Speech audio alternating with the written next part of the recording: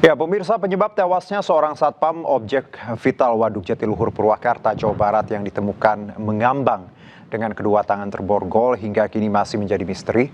Pihak keluarga mengaku janggal atas kondisi korban dan berharap polisi dapat segera menangkap para pelaku.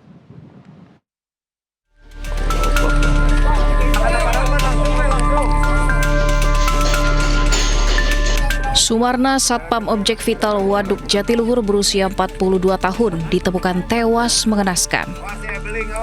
Dari dalam waduk, jasad dievakuasi dengan kondisi tangan terikat borgol. Pihak keluarga menilai kondisi tersebut sangat janggal karena borgol yang dibuat untuk mengikat korban merupakan perlengkapan kerja yang memang dibawa korban saat bertugas. Hingga kini keluarga masih sangat sulit memahami kematian korban yang begitu mengenaskan. Dalam keadaan tangan terborgol yang dia bawa sendiri, yang dia sebagai petugas security kan bawa borgol kan. Nah, cuman kuncinya ada di satu, kok masa dia bisa borgol sendiri. Hanya kalau memang betul adanya sebuah kriminal, ya diuruslah dengan tuntas supaya istilahnya hal-hal seperti ini tidak terjadi lagi. Dalam keadaan berduka, kini pihak keluarga menyerahkan sepenuhnya kasus ini ke pihak kepolisian, berharap para pelaku segera tertangkap. Dari Purwakarta, Jawa Barat, Irwan, iNews melaporkan. Ya, hampir sepekan pasca ditemukannya Satpam PJT 2 Sumarna tewas dengan kondisi tangan terborgol di Waduk Jatiluhur Purwakarta, Jawa Barat, polisi belum berhasil mengungkap pelaku pembunuhan. Minimnya saksi serta tidak adanya rekaman CCTV di lokasi kejadian menjadi kendala utama dalam proses penyelidikan.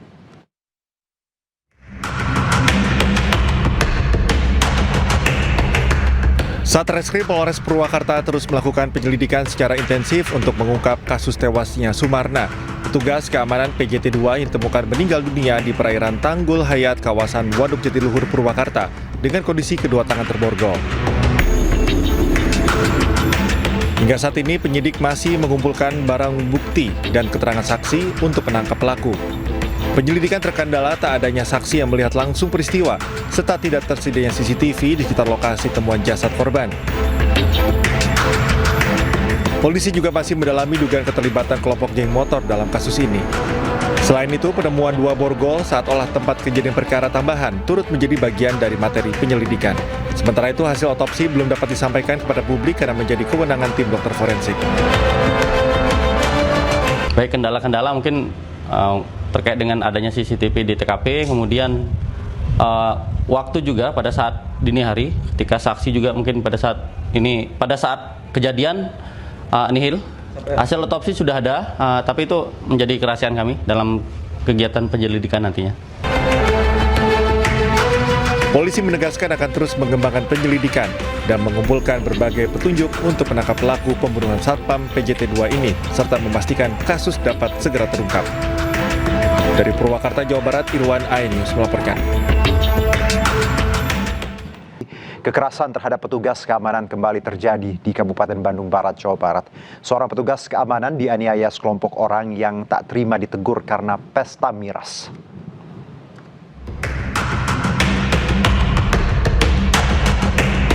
Rekaman kamera pengawas ini menunjukkan saat 5 pemuda menghampiri seorang petugas keamanan di kawasan industri Cimareme, Kabupaten Bandung Barat, Jawa Barat. Para pelaku ini tak terima saat ditegur oleh korban karena tengah pesta minuman keras di sebuah warung dekat pabrik. Sempat terjadi cekcok antara korban dan kelima pelaku, hingga akhirnya pelaku memukuli korban dan melukainya dengan senjata tajam. Korban pun menderita luka cukup parah dan dilarikan ke rumah sakit. Setelah cekcok mulut, ada perkelahian antara korban dan pelaku mengeluarkan senjata tajam jenis pisau lipat secara langsung diarahkan kepada korban yang mengenai pelipis dan di bagian bibir. 2 pelaku telah ditangkap dan diperiksa di Polsek Padalarang, sementara korban yang bernama Atep masih dirawat di Rumah Sakit Hasan Sadikin Bandung. Dari Kabupaten Bandung Barat, Jawa Barat, Yuwono, iNews melaporkan. Ya, 2 preman diringkus polisi di Deli Serdang, Sumatera Utara. Keduanya diduga kerap melakukan pungutan liar terhadap sopir truk yang melintas.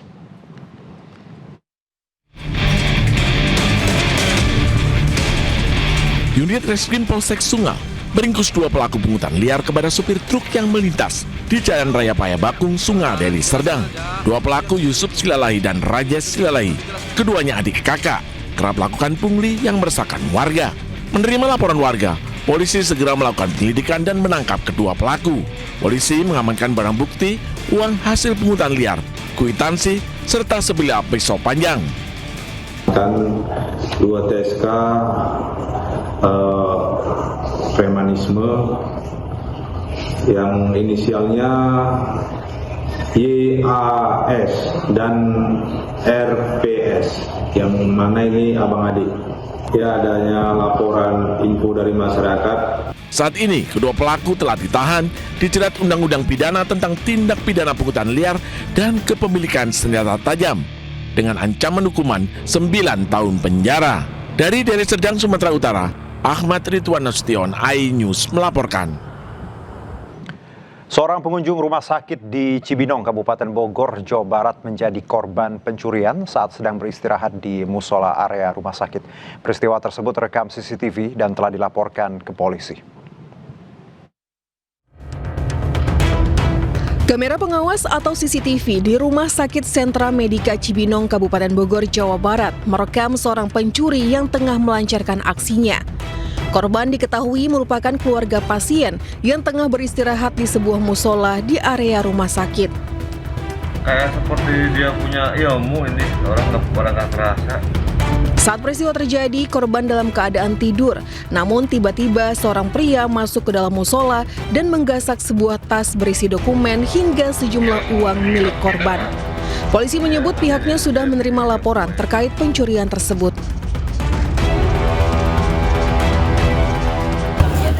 Barang yang hilang itu termasuk uang, surat-surat, itu yang hilang, yang dibawa dari pelaku di tas pinggangnya itu. Usai mendapat laporan, polisi langsung menggelar olah tempat kejadian perkara dan meminta keterangan korban serta sejumlah saksi, serta mengejar pelaku. Sementara pihak rumah sakit masih enggan memberikan keterangan resmi pada awak media. Dari Bogor, Jawa Barat, Wildan Hidayat, iNews melaporkan. Ya, pemirsa, penyebab tewasnya seorang satpam objek vital Waduk Jatiluhur, Purwakarta, Jawa Barat yang ditemukan mengambang dengan kedua tangan terborgol hingga kini masih menjadi misteri. Pihak keluarga mengaku janggal atas kondisi korban dan berharap polisi dapat segera menangkap para pelaku.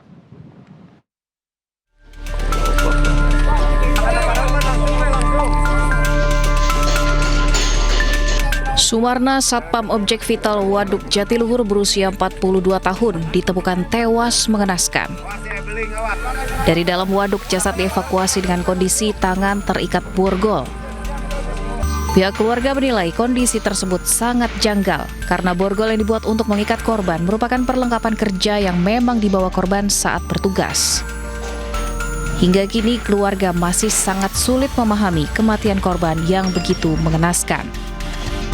Dalam keadaan tangan terborgol, borgol yang dia bawa sendiri, yang dia sebagai petugas security kan bawa borgol kan.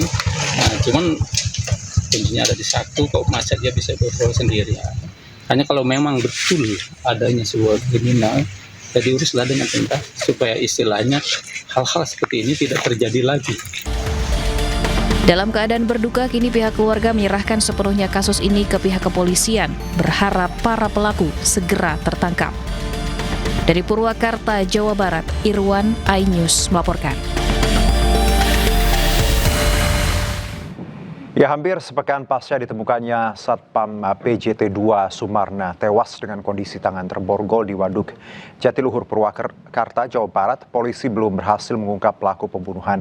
Minimnya saksi serta tidak adanya rekaman CCTV di lokasi kejadian menjadi kendala utama dalam proses penyelidikan.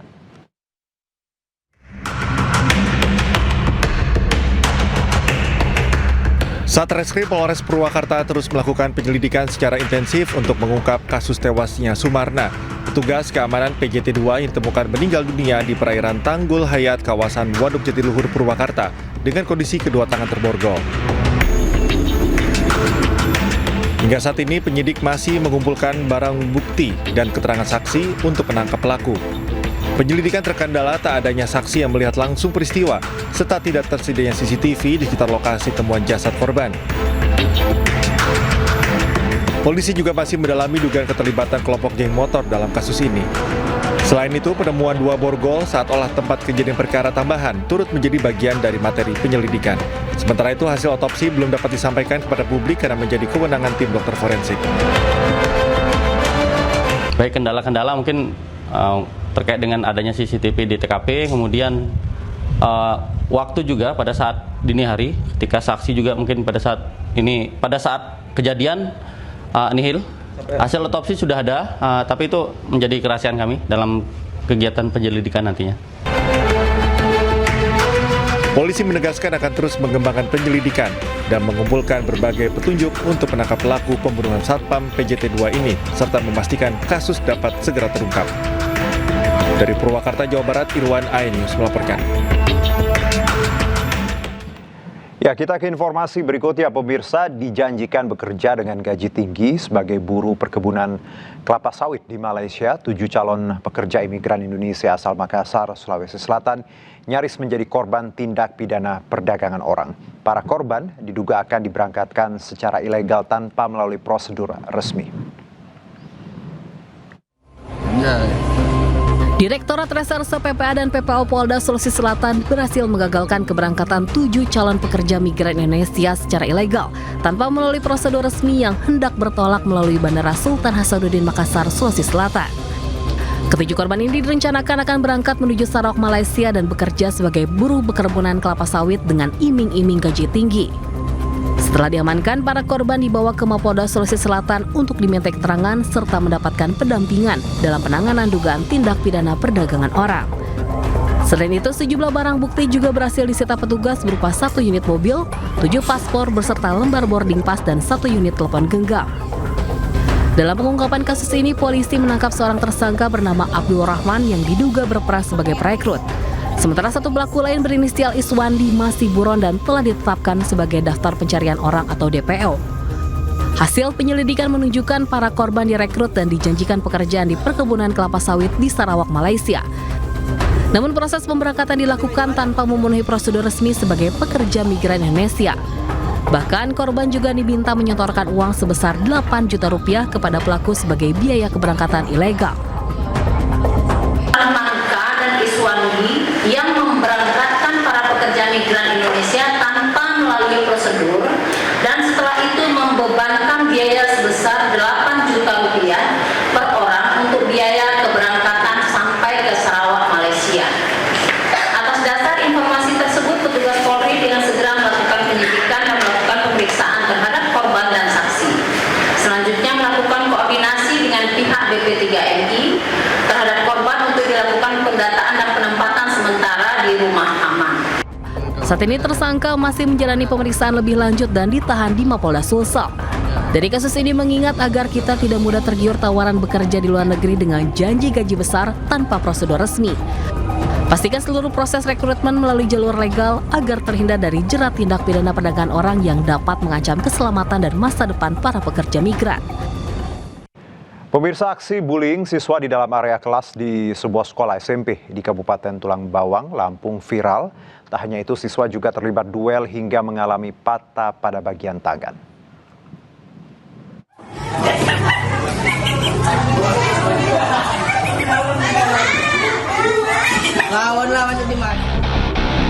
Inilah aksi bullying yang terjadi di dalam kelas di SMP Negeri 5 Dente Teladas, Kabupaten Tulang Bawang, Lampung. Terlihat seorang siswa dipukul dan dibanting oleh siswa lain di depan teman-temannya. Beruntung siswa tersebut tidak mengalami cedera. Tak hanya itu, aksi bullying juga kembali terjadi di sekolah ini. Seorang siswa laki-laki mengalami patah bagian tangan akibat perkelahian sesama siswa yang terjadi di area perkebunan karet usai pulang dari sekolah. Diduga aksi bullying hingga perkelahian ini terjadi akibat saling ejek antar siswa. Jadi ketika guru mengisi spidol habis, yang ternyata di dalam kelas juga habis, ke ruang guru niatnya untuk mengisi refill spidol. Nah, ketika kembali guru mendapati anak sedang berkelahi.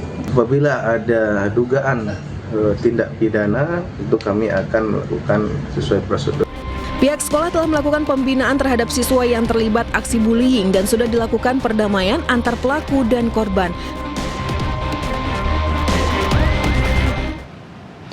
Menteri HAM Natalius Pigai memastikan bentrokan yang terjadi di Matraman Menteng, Jakarta Pusat kriminal murni dan tidak ada kaitannya dengan konflik suku atau etnis. Kementerian HAM memastikan penanganan korban berjalan baik dan situasi di masyarakat tetap kondusif.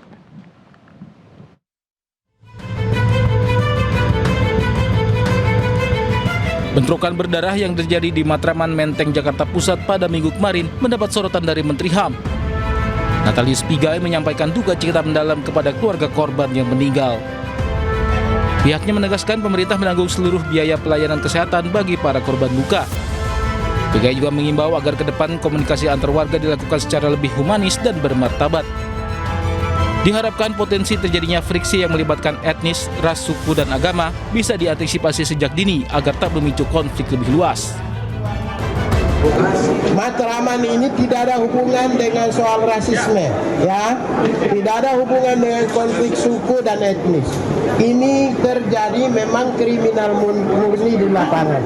Yang pertama kita menyampaikan juga turut berduka cita kepada orang yang meninggal, tetapi hal-hal yang semacam ini di masa yang akan datang harus dilakukan komunikasi yang lebih humanis dan bermartabat. Kementerian HAM akan terus berkoordinasi dengan pemerintah daerah dan aparat untuk memastikan penanganan korban berjalan dan situasi di masyarakat tetap kondusif. Tim Liputan iNews melaporkan. Penahanan ex-Jampitsus Febri Adriansyah, situasi di Kejaksaan Agung Republik Indonesia hingga sore hari ini, pengamanan terus dilakukan di sekitar lokasi. Setelah ex-Jampitsus Febri Adriansyah resmi ditahan di rutan KPK, tidak terlihat kerumunan massa yang menyampaikan aspirasi terkait penahanan mantan Jampitsus Febri Adriansyah. Pengamanan di sekitar gedung berjalan normal di area depan Kejaksaan Agung.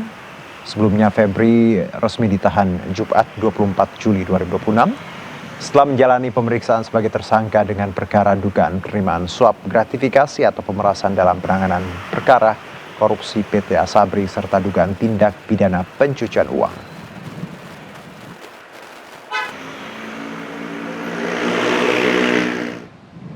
Ya, dan untuk mengetahui informasi selengkapnya, kami terhubung dengan rekan Kea Della Rosa di Gedung Kejaksaan Agung Republik Indonesia. Selamat sore, Kea. Bagaimana situasi di Kejagung sore ini? Silakan. Ya, selamat sore Juno dan juga pemirsa. Untuk situasi terkini di depan Gedung Kejaksaan Agung Republik Indonesia di kawasan Jakarta Selatan memang terpantau kondusif. Saya tadi hanya melihat ada beberapa aparat polisian berjaga di depan Gedung Kejaksaan Agung karena memang jika kita melihat seminggu ke belakang di depan Gedung Kejaksaan Agung sejak Senin hingga Kamis lalu selalu dikerumuni oleh mahasiswa dan juga massa yang melakukan aksi unjuk rasa untuk menuntut kepada pihak Kejaksaan Agung segera menahan mantan Jampitsus Febri Adriansyah karena terkait dugaan tindak pidana korupsi dan juga tindak pidana pencucian uang yang akhirnya pun dikabulkan oleh pihak Kejaksaan Agung karena Febri akhirnya ditahan di rutan KPK pada hari Jumatnya. Memang untuk update terkini dari pihak Kejaksaan Agung, terakhir informasi yang kami terima pada hari Selasa kemarin dari pihak Kejaksaan Agung atau tim 9 Kejaksaan Agung telah melakukan pemeriksaan kepada 7 orang saksi yang 3 diantaranya berasal dari pihak swasta, 4 diantaranya merupakan tim penyidik dari pihak Polri terkait dugaan tindakan korupsi dan juga tindakan pencucian uang yang bersinggungan erat ataupun melibatkan Febri Adriansyah atau mantan Jampitsus Kejaksaan Agung Republik Indonesia. Memang untuk saat ini fokus dari massa terbagi menjadi 2 ke bagaimana pihak Kejaksaan Agung melakukan penyidikan dan juga bagaimana tim dari Polri dan juga Polda untuk mengungkap misteri kematian dari kepala keluarga ataupun ya kepala rumah tangga Febri Adriansyah. Yang memang saat ini pun dari pihak Kejaksaan Agung belum memberikan informasi terbaru dari pendalaman dari kasus ini. Sementara itu Juno, kembali ke studio. Yes, baik. Kea, terima kasih banyak atas laporan Anda. Selamat bertugas kembali. Dan pemirsa, polisi selidiki misteri kematian Sutrimo yang merupakan orang dekat ex-Jampitsus Febri Adriansyah. Sutrimo ditemukan tewas dengan mulut berbusa di depan klinik di Kebayoran Baru, Jakarta Selatan.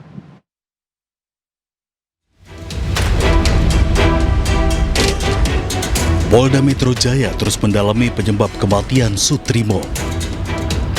Sutrimo ditemukan meninggal dalam kondisi tak wajar dengan mulut berbusa di depan klinik Jalan Ramat Pela, Kebayoran Baru, Jakarta Selatan. Meski belum menerima laporan resmi terkait kasus ini, namun polisi tengah menyelidiki dan mengumpulkan bukti baik di TKP maupun pencarian bukti dan informasi di sepanjang lokasi terkait kasus ini. Nah, Polda Metro Jaya pasti akan mendalami informasi sekecil apapun, apalagi terkait tentang hilangnya nyawa seseorang. Apakah itu wajar atau tidak wajar? Ini masih didalami. Pasti nanti kami akan sampaikan kepada teman-teman sekalian update terkini. Tapi yang paling utama adalah kami berterima kasih ada informasi ini berawal dari teman-teman media ataupun penggiat-penggiat media sosial. Sekecil apapun informasi pasti akan didalami oleh Polda Metro Jaya. Sebelumnya, Kamis minggu lalu, Sutrimo ditemukan warga dalam kondisi tak sadarkan diri dan mulut berbusa di halaman klinik Morden. Korban sempat dilarikan warga ke Rumah Sakit Muhammadiyah di Taman Puring, Kebayoran Baru, namun nyawanya tak tertolong. Dikabarkan sebelum meninggal, Sutrimo sempat menelpon saudaranya dan mengeluhkan sakit di bagian lambung. Dari Jakarta, tim liputan Ayus melaporkan. Sementara itu, pemirsa, lokasi penemuan jenazah Sutrimo ternyata berada dekat dengan rumah ex-Jampitsus Febri Adriansyah. Dan rekan kami, Selena Yahya dan juru kamera Fihir Fauzia menelusuri dua lokasi tersebut dan berikut liputannya.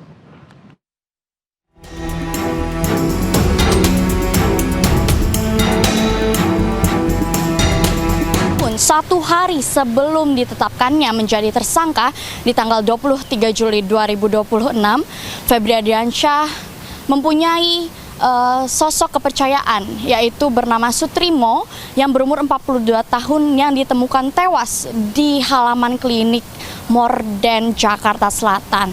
Namun apa kaitannya dari Febri Adriansyah, kemudian dari Sutrimo dan juga klinik Morden, Jakarta Selatan? Karena kalau kita lihat memang kedua lokasi dari rumah atau kediaman dari ex-Jampitsus Febri Adriansyah dan juga klinik Morden ini sangat berdekatan, sama-sama di daerah Jakarta Selatan. Maka dari itu kami akan menelusuri berapa jarak dari kedua lokasi tersebut.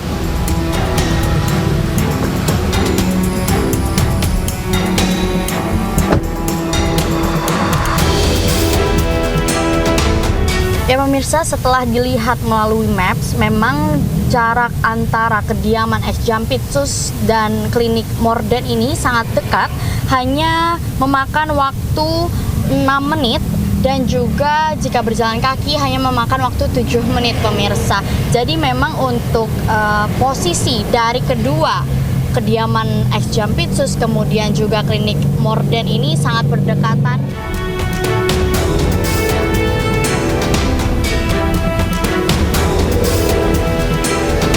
Ya pemirsa, setelah melalui 5-6 menit perjalanan, akhirnya kami tim iNews TV sampai di klinik Morden di Jakarta Selatan pada hari ini. Dan memang lokasi dari kediaman ex-Jampitsus Febri Adriansyah dan juga klinik Morden ini sangat berdekatan, kurang lebih tidak sampai 1 km, bahkan hanya 600 meter saja pemirsa.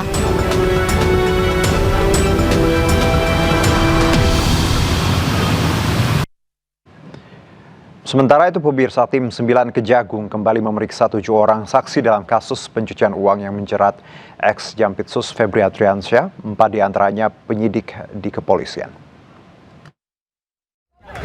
Jalan. Setelah menetapkan ex-Jampitsus Febri Adriansyah sebagai tersangka korupsi dan pencucian uang, tim 9 Kejagung tancap gas memeriksa 7 orang saksi. Ketujuh saksi diperiksa untuk kasus dugaan pencucian uang 543 miliar rupiah dan emas 74 kg yang melibatkan tersangka Febri Adriansyah. Kepala Pusat Penerangan Hukum Kejagung Anang Supriyatna menyebut dari 7 orang yang diperiksa, 4 diantaranya penyidik kepolisian. Anang juga menyebut pemeriksaan prasaksi dilakukan untuk memperkuat pembuktian perkara yang menjerat Febri Adriansyah. Kejaksaan Agung melalui tim penyidik tim 9 telah melakukan pemeriksaan terhadap 7 orang saksi terkait seprindik perkara TPPU yang melibatkan tersangka saudara FA. Adapun ke-7 orang saksi tersebut berdasarkan informasi dari penyidik telah hadir semua dan memenuhi panggilan penyidik, di mana terdiri dari 3 orang pihak swasta dengan inisial WF, BM, dan H, serta 4 orang dari pihak penyidik kepolisian. Dan sampai saat ini, tim penyidik masih melakukan pendalaman pemeriksaan saksi-saksi guna memperkuat pembuktian dalam perkara dimaksud dan belum melakukan tindakan hukum lainnya. Kejagung telah menetapkan mantan Jampitsusnya Febri Adriansyah sebagai tersangka tindak pidana pencucian uang atau TPPU. Tim 9 menyebut dugaan TPPU dilakukan Febri saat dirinya menjabat sebagai jaksa di Kejaksaan Agung. Kini mantan orang penting di Kejaksaan Agung itu telah ditahan di rutan KPK. Tim Liputan iNews melaporkan. Ya, pemirsa, berdalih penyidik belum ungkap siapa pemilik uang dan emas yang disita di rumahnya. Febri Adriansyah dan pengacaranya sepakat jika ex-Jampitsus yang juga tersangka pencucian uang itu mengklaim telah dikriminalisasi. Sementara itu menurut ahli hukum pidana, tak mungkin penyidik gegabah jadikan seseorang sebagai tersangka tanpa alat bukti yang cukup. Jalan. Sebelum digelandang ke rutan KPK, ex-Jampitsus Febri Adriansyah sempat melawan. Ia berdalih telah dikriminalisasi. Ya, dan saya merasa memang ini kriminalisasi. Acaranya menyebut tidak heran jika Febri merasa dikriminalisasi. Pasalnya hingga ditetapkan sebagai tersangka, Jagung belum juga menunjukkan alat bukti yang jelas. Bukti-bukti untuk dasar penetapan tersangka masih abu-abu, tidak clear dan tidak begitu jelas. Itu yang pertama. Yang kedua, predicate crime-nya untuk TPPU juga masih tidak begitu jelas. Sehingga wajar kalau kita bicara dalam proses hukum kan semua bukti itu harus jelas. Bukti itu harus lebih terang dari cahaya. Kalau buktinya tidak jelas, maka menjadi wajar kalau ada pertanyaan apakah ini kriminalisasi. Sementara menurut ahli hukum pidana tidak mungkin penyidik gegabah jadikan seorang sebagai tersangka tanpa alat bukti yang cukup. Nah, ketika orang ditetapkan sebagai tersangka, maka pasti itu ya penyidik sudah mengantongi minimal ada 2 alat bukti yang cukup ya yang menempatkan seseorang itu sebagai tersangka. Nah, saya kira ini juga tidak berbeda dengan penetapan Pak Febri ini sebagai tersangka. Ya, penyidik pasti sudah mempunyai minimal 2, bahkan mungkin lebih ya, bisa 3, 4, 5, 8 dan seterusnya. Gitu ya. Sebelumnya, Kortas Tipikor telah menyerahkan barang bukti perkara Febri Adriansyah ke Kejaksaan Agung. Barang bukti dapat dari hasil penggeledahan di 12 tempat, termasuk di rumah Febri Adriansyah. Tempat ditemukannya 74 kg emas dan uang nyaris setengah triliun rupiah. Kini mantan orang penting di Kejagung itu telah ditahan di KPK dengan dugaan korupsi dan tindak pidana pencucian uang. Tim Liputan iNews melaporkan. Ya, tersangka korupsi dan pencucian uang Febri Adriansyah dan pengacaranya tantang Kejagung menjawab siapa pemilik uang dan emas 74 kg yang disita di rumahnya. Sementara menurut Saud Situmorang, mudah bagi penyidik ungkap siapa saja pihak di balik barang bukti tersebut. Ya mundur, makanya mundur, Bang. Silakan, Pak. Hari ini saya sudah diperiksa sebagai tersangka. Selain melawan dengan menyebut dirinya dikriminalisasi, tersangka korupsi dan pencucian uang Febri Adriansyah juga menantang Kejagung untuk berani menjawab siapa pemilik uang setengah triliun rupiah dan emas 74 kg yang disita di rumah pribadinya. Pak, masnya punya siapa? Jalan. Pak Febri. Jadi maksudnya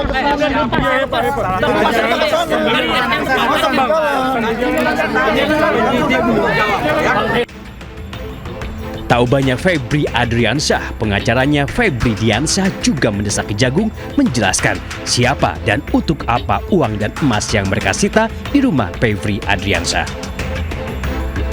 Yang secara hukum wajib untuk dibuktikan dan perlu dikelirkan adalah sebenarnya siapa pemilik benda-benda tersebut. Itu kan pertanyaan yang harus dibuktikan ya secara hukum. Dari mana sumber benda-benda atau barang-barang tersebut. Mantan Wakil Ketua KPK Saud Sitomorang menyebut tidak sulit bagi penyidik untuk mencari tahu siapa pemilik uang dan emas hasil penggeledahan.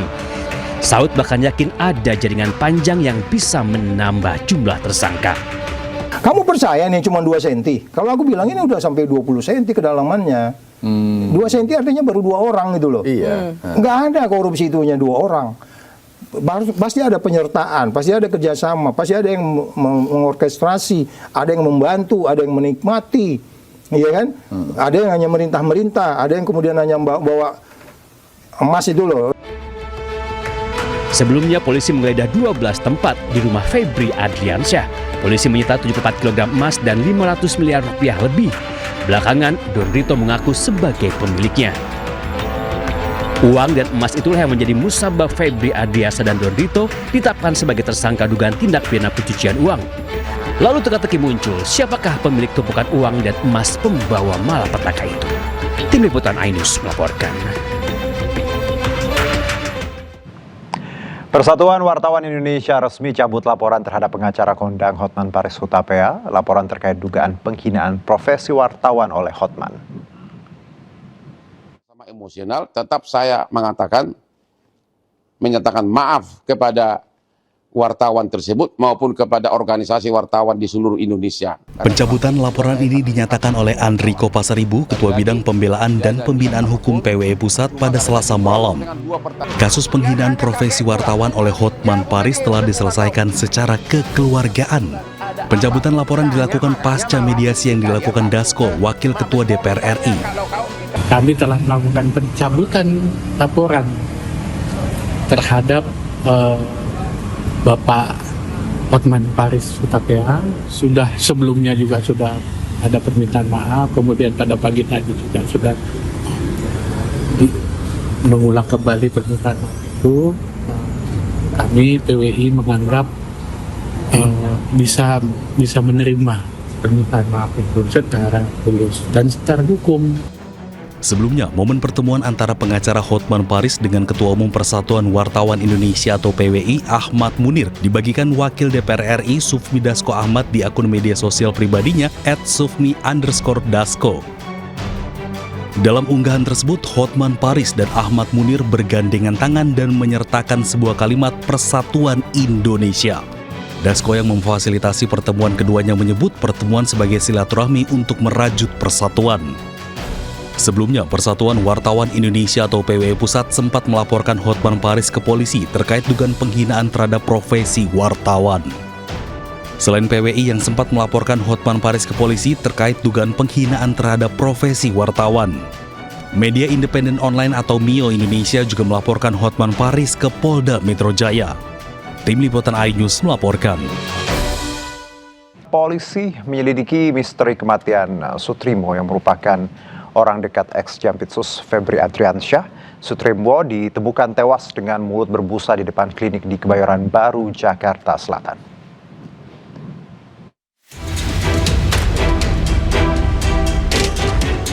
Polda Metro Jaya terus mendalami penyebab kematian Sutrimo.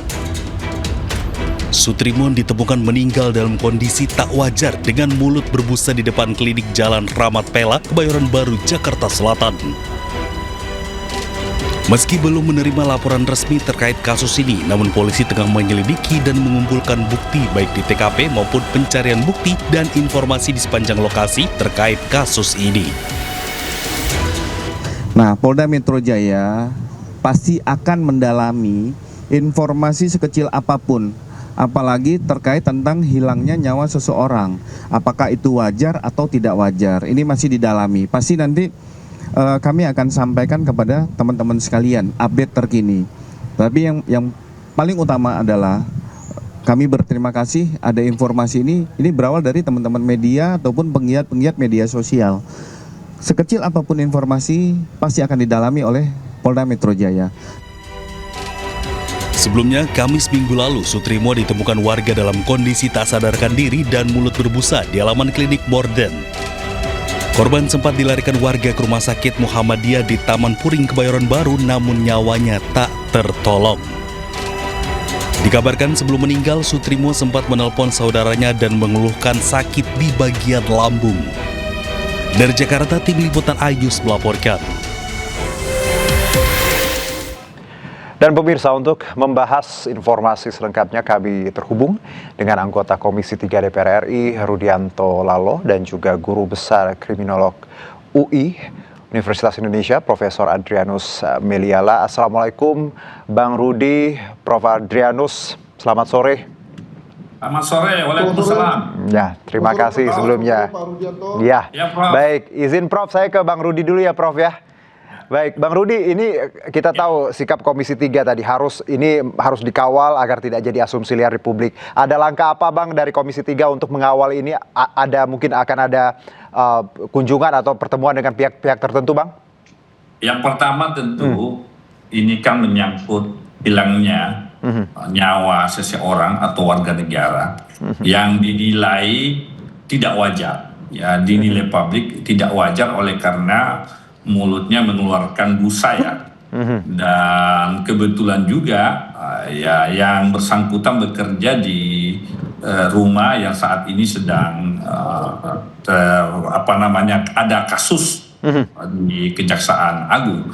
Tentu kita berharap dan mendorong Polri untuk kemudian membongkar ya apabila ada dugaan-dugaan mencurigakan dari atau penyebab kematian dari yang disebut ini adalah penjaga rumah ya, kepala rumah tangga mantan Jampitsus ya.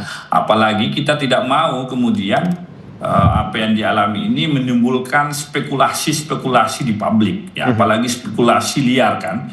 Karena itu kita menunggu bersabar sambil mendorong dan mendukung langkah kepolisian untuk kemudian menyelidiki ya kasus ini.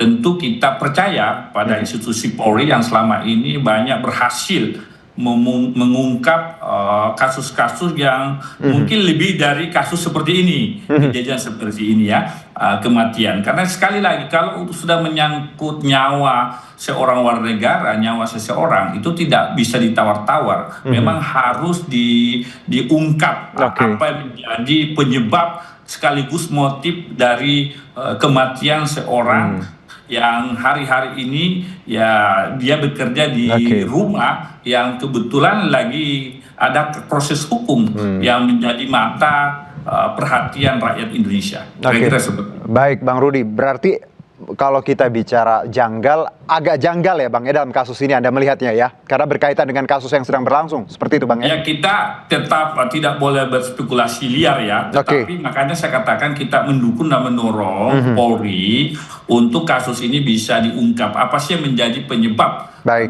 kematian seorang warga negara ini? Apalagi kan sekarang kan sudah canggih alat-alat teknologi kita. Dulu saja belum ada CCTV, alat teknologi bisa diungkap kasus kematian, apalagi era sekarang ini. Saya kira lebih canggih lah untuk mengungkap penyebab kematiannya. Saya langsung ke Prof. Prof, kalau bicara tadi kan kalau dari Bang Rudi bahwa gampang lah untuk sekarang. Kita punya CCTV, punya digital base seperti itu. Anda melihat dari kasus ini, apakah polisi akan kesulitan atau memang tadi Prof, harusnya gampang melihat kasus ini seperti apa? Ya gampang kalau sudah bisa diputuskan untuk dilakukan otopsi bagi yang bersangkutan. Ekshumasi mungkin Prof? Ekshumasi, ya. Ekshumasi agar kemudian lalu jenazah masih cukup segar dan otopsi bisa lalu menemukan dengan cukup akurat tentang sebab mati. Ya, jadi jangan lama-lama nih. Ya, jadi berkat dukungan Komisi 3 dan teman-teman yang lain, maka moga-moga lalu polisi itu bisa melakukan suatu tindakan yang cepat juga. Permasalahan adalah begini, kalau memang dari awal ada kejanggalan, kenapa kemudian sempat dikebumikan? Kenapa sampai terlalu jauh dikebumikan? Kenapa nggak memberitahu kepada kepolisian? Baru setelah dikebumikan, rame soal kejanggalan. Jadi kalau misalnya tadi dikatakan oleh Mas Juno bahwa ada misalnya ada ada busa gitu ya. Alangkah lebih baik kalau itu bisa diambil busanya, air liurnya saat sebelum dikebumikan, akan jauh lebih akurat gitu ya. Jadi saya berusaha membayangkan teman-teman Komisi 3 misalnya, kenapa ya kok kemudian begini terlambat ya, untuk sesuatu yang demikian serius yakni menyangkut nyawa orang. Langsung. Ya, sekali lagi. Iya. Tidak ada kata terlambat. Sehingga kemudian karena memang yang bisa terjadi bisa gitu. Prof, opsi ekshumasi ini saya dengar juga akan dibuka nantinya. Nah, saya langsung ke Bang Rudi. Bang Rudi, kenapa sekarang? Kenapa nggak dari awal? Ini kan sudah ada tanda-tanda seperti ketika dikebumikan, sekarang baru mau ekshumasi lagi. Jadi prosesnya agak lama nih. Kalau mendengar pernyataan Kabid Humas Polda Metro tadi kan ini awal informasinya kan dari sosial media, diinformasikan oleh jurnalis ya. Ya tentu kita namanya mungkin baru ketahuan, baru ribut-ribut, akhirnya baru ditindaki oleh teman-teman di kepolisian. Kita berharap kata Prof. Adrianus Mailala tadi bahwa tidak ada kata terlambat nih, ya kan, mumpung baru-barunya kan. Jadi kita percayakan aja, sambil memang kita berharap kepolisian bisa update terus perkembangan dari penyelidikan kasus ini. Sekali lagi saya katakan, kalau menyangkut nyawa seseorang, maka wajib kepolisian untuk membongkar, mengungkap apa yang menjadi penyebab kematiannya. Ini tidak bisa tawar-tawar, Pak. Polisi hadir itu karena tujuan utamanya menjaga keamanan dan ketertiban. Dan fatal kemudian kalau kemudian ada warga negara yang meninggal, lalu kemudian dibiarkan begitu saja tanpa diungkap apa yang menjadi misteri ya penyebab kematian dari yang bersangkutan. Oke, Bang Rudi, nah kalau kita bicara tadi transparansi, Anda melihat bahwa karena ini tadinya viral karena teman-teman wartawan dan juga netizen ya, lalu akhirnya dibuka ke publik. Setelah proses yang berlangsung cukup rumit ini, apakah nanti transparansi Komisi 3 menjamin ini, baik itu dari pihak kepolisian? Ya sekali lagi kami percaya kepada pihak kepolisian karena rekam jejak track record kepolisian selama ini kan dalam membongkar kasus-kasus yang mengakibatkan nyawa seseorang hilang itu selalu akurat dan bisa diungkap penyebab kematiannya. Karena itu saya tidak ragu, sekarang memang publik harus mendorong dan mendukung penuh institusi kepolisian mengungkap kasus ini. Kira-kira seperti itu. Baik, Prof. Saya ke Prof langsung. Prof, tadi kita menyebutkan ekshumasi ini kan harus dilakukan, Prof, ya, harus cepat karena kan tadi jasadnya sudah dikebumikan. Seberapa cepat harus, Prof, proses ekshumasi dan langkah apa selanjutnya, Prof? Ya jangan lupa bahwa ada organ-organ dalam ya yang akan segera rusak kalau otopsi itu tidak dilakukan segera. Itu yang pertama. Dan kalau kemudian nanti ada kesulitan dari Polri ya untuk mengungkap sebab mati secara akurat, ya jangan pula Polri disalahkan, atau jangan pula lalu kemudian nuansanya adalah wah ini Polri sudah masuk angin ya, habis begini ya udah telat ini, begitu ya. Nah itu yang pertama. Jadi kalaupun misalnya sebab mati sudah diketahui, tapi juga jangan lupa bahwa sebab mati adalah satu elemen yang lalu kemudian perlu ditambah lagi dengan elemen bukti yang lain untuk sampai pada keterangan misalnya tentang apakah ini kaitannya dengan kasusnya Jampitsus misalnya, ya kan? Nah perlu ada keterangan tentang hari-hari terakhir, perlu ada keterangan tentang apa sidik jari yang menempel pada tubuh korban kalau ada ya. Demikian juga misalnya apakah ada bekas-bekas lebam indikasi pemukulan, atau juga kemudian kita bicara mengenai apakah ada rekam jejak kesehatan dari yang bersangkutan. Nah, maka saya dalam hal ini Pak Rudianto dipersuasi oleh banyak wartawan untuk misalnya mengaitkan antara kasus ini dengan kasus mantan Jampitsus. Saya bilang ini terlalu pagi nih. Nanti malah kita mengomongin orang yang sebetulnya belum ada kaitannya ya, hanya karena media ingin seperti itu, ya saya kira kita perlu berhati-hati. Begitu. Oke, harus hati-hati. Tapi ya, Prof, tapi Anda menyebutkan tadi sebab tewas atau sebab mati ini salah satu elemen gitu ya. Tapi ini elemen penting ya, Prof. Apakah ketika kita tahu nanti sebab tewasnya ini akan membuka ya tadi penyebabnya, Prof? Ya betul kalau dari segi sebab matinya. Tapi kan juga lalu kemudian media atau kita semua akan bicara tentang lalu siapa dong yang menyebabkannya? Apa dong yang menyebabkannya? Lalu kira-kira kalau misalnya itu bicara soal racun apa ya? Siapa yang membawa ya? Nah, sekali lagi, kalau memang tetap tersedia datanya sih oke. Dan tadi saya mendukung Pak Rudianto, kita dorong Polri untuk tegak lurus. Tapi kalau kemudian trail itu nggak ada, jejak itu nggak ada. Nah, jangan pula Polri disalahkan, mengingat tadi ini sudah ada unsur keterlambatan. Demikian Mas Yuda. Oke, silakan Bang Rudi. Ya saya kira apa yang dikemukakan oleh Prof. Adrianus itu saya setuju sekali bahwa kita percayakan kepada institusi kepolisian. Oleh karena ini informasi dari sosial media ditindaklanjuti kepolisian menjadi spekulasi liar di publik. Karena dia spekulasi liar di publik, maka kita tunggu hasil penyelidikan dari pihak kepolisian untuk membongkar penyebab kematiannya, kan begitu. Kita positive thinking saja, yang pasti kita tidak mau kasus ini berlarut-larut, kasus ini kemudian memunculkan pertanyaan publik tanpa ada jawaban. Baik. Dan kita percayakanlah kepada institusi kepolisian kita. Baik, saya ke Prof. Prof, ini kan ada laporan mulut berbusa seperti itu, sempat menelpon keluarga bahwa agak sakit lambung ya. Lalu beliau adalah Karumga dari ex-Jampitsus. Kalau pertanyaan simple Prof ya, walaupun ini praduga tak bersalah pasti. Apakah kematian Karumga ini terlalu naif kalau kita sebutkan kebetulan Prof? Ya, saya kira itu lebih kepada kita aja yang sudah menunggu ya, nunggu prejudice gitu atau semacam a priori lah gitu. Kenapa? Karena kalau misalnya dia punya sakit lambung dan kalau kemudian dia ada busa, bukankah itu ciri-ciri penyakit lambung begitu tuh, GERD ya, gitu ya, di mana kemudian asam lambung naik ya, dan kemudian lalu seolah-olah seperti busa, mirip dengan orang keracunan. Saya tidak berani mendahului teman-teman forensik ya, tapi kelihatannya ada logisnya tuh. Nah, maka tadi kalau ketika pada waktu yang bersangkutan meninggal dan sebelum itu, siapa yang ngomong soal bahwa ini nggak wajar ya, gitu ya. Nah, jadi saya mau kembali ke belakang sebetulnya kalau boleh ya, tentang mengapa kok dia ada berpikir tentang tidak wajar. Nah, dan kalau kemudian pada saat itu lalu segera dilakukan langkah-langkah yang proper, lapor polisi, lapor forensik, saya kira pada saat itulah lalu kemudian polisi bisa bertindak cepat, begitu. Oke, baik Prof ya, walaupun tadi agak terlambat tapi masih ada waktu. Satu terakhir ke Bang Rudi bahwa Komisi 3 terus mengawal dan juga kalau nanti anti klimaks publik nggak puas gimana Bang? Ya, itulah proses hukum ya. Proses hukum itu kan tidak bisa memuaskan semua pihak. Yang jelas proses hukum itu kita mau on the track. Kita mau proses hukum yang baik dan adil, ya due process of law. Kalau proses hukumnya dilakukan secara benar, apapun hasilnya, publik akan menerima itu. Baik.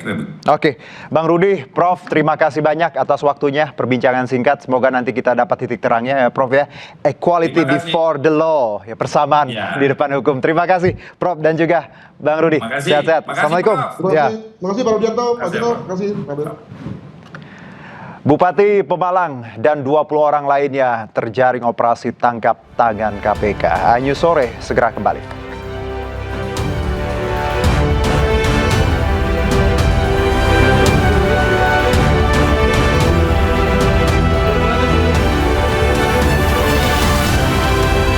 Bupati Pemalang Anom Widiantoro dan 20 orang lainnya terjaring operasi tangkap tangan KPK. Selain mengamankan puluhan orang, KPK juga mengamankan barang bukti uang tunai 2 miliar rupiah. Bu Novi, kemana Bu? Ya, KPK melaksanakan rangkaian operasi tangkap tangan OTT yang turut menjaring Bupati Pemalang Anom Widiantoro dan 20 orang lainnya. Dalam operasi ini KPK juga mengamankan barang bukti uang tunai 2 miliar rupiah. Juru bicara KPK Budi Prasetyo mengatakan uang tunai yang disita merupakan barang bukti yang didapat dari 3 lokasi penangkapan di Jakarta, Kabupaten Pemalang, dan Kabupaten Purworejo. Budi menjelaskan operasi senyap ini diduga berkaitan dengan penerimaan dari proyek yang diterima Bupati Anom. Penerimaan itu diduga berkaitan dengan proyek di lingkungan pemerintah Kabupaten Pemalang hingga dalam jual beli jabatan.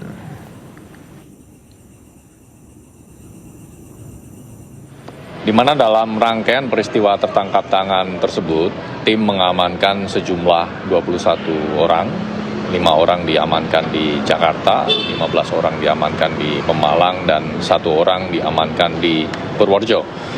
Adapun dari 21 orang tersebut, nantinya 12 orang akan dilakukan pemeriksaan lebih lanjut di gedung KPK Merah Putih. Dari 12 orang tersebut, 5 diantaranya yang diamankan di Jakarta saat ini sudah dilakukan pemeriksaan di gedung Merah Putih. Ya, 7 orang yang diperiksa KPK di Mapolres Pemalang dibawa ke Jakarta menuju gedung KPK. Salah satunya istri Bupati Pemalang, Nur Faiza Menovi.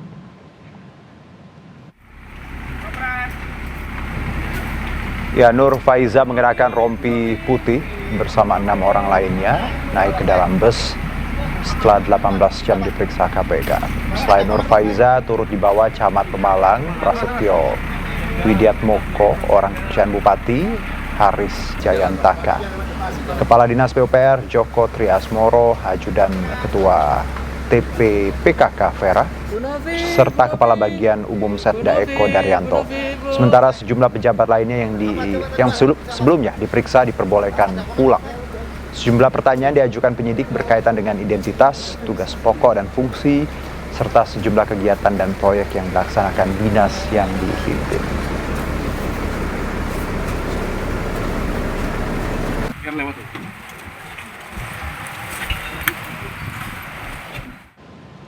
Dan sebelumnya KPK menggeledah dan menyegel 2 rumah serta kantor Dinas PUPR Kabupaten Pemalang, Jawa Tengah. Istri Bupati Pemalang turut dibawa penyidik KPK.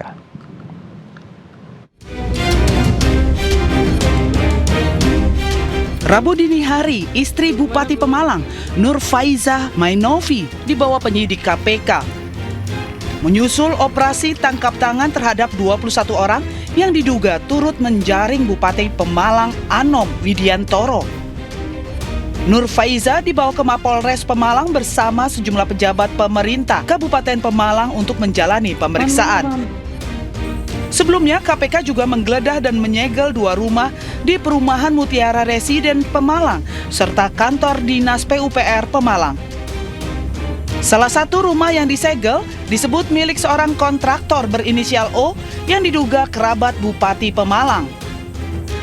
Pasca operasi tangkap tangan KPK, Pemkab Pemalang memastikan aktivitas pemerintahan dan pelayanan publik tetap berjalan normal. Pemkab Pemalang masih menunggu informasi resmi dari KPK. Pagi ini kita masih menunggu informasi yang lebih pasti begitu tentang peristiwa yang terjadi. Tapi yang paling penting kita pastikan dan kita sudah minta kepada semua jajaran untuk kegiatan rutin pelayanan kepada masyarakat untuk dipastikan tetap terus berlangsung dengan baik. OTT KPK selain menjaring 21 orang, juga menyita uang tunai 2 miliar rupiah dari 3 lokasi penangkapan di Jakarta, Kabupaten Pemalang, dan Kabupaten Purworejo. Dari Pemalang, Jawa Tengah, Suryono Soekarno, iNews melaporkan. Pemirsa, KPK buka peluang memeriksa mantan Gubernur Bank Indonesia Peri Warjio dalam dugaan 2 kasus korupsi. Mantan Gubernur Bank Indonesia Peri Warjio akan diperiksa sebagai saksi dalam kasus dugaan korupsi dana CSR, Bank Indonesia dan dugaan korupsi di Otoritas Jasa Keuangan. Saat masih menjabat sebagai Gubernur BI, nama Peri sempat dikaitkan dengan perkara dugaan korupsi dana CSR di Bank Indonesia. Pada 16 Desember 2024, KPK bahkan sempat geledah sejumlah ruangan di gedung BI, namun hingga kini Peri belum pernah diperiksa.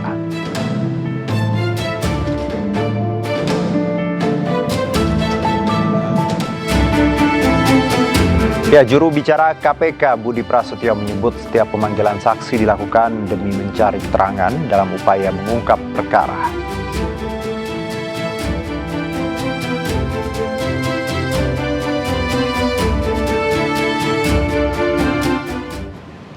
Pasca pengunduran diri Peri Warjio sebagai Gubernur BI, Menteri Koordinator Bidang Perekonomian Airlangga Hartarto pastikan fungsi Bank Indonesia sebagai institusi yang menjaga nilai tukar rupiah dan kebijakan moneter tetap berjalan.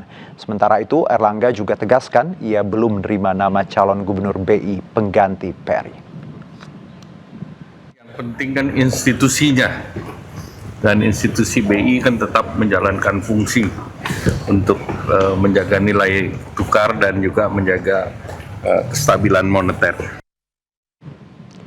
Penyidik tindak pidana khusus Kejaksaan Tinggi Jawa Timur menahan Kepala Bidang Geologi dan Air Tanah Dinas ESDM Provinsi Jawa Timur karena diduga melakukan korupsi pungutan liar proses perizinan.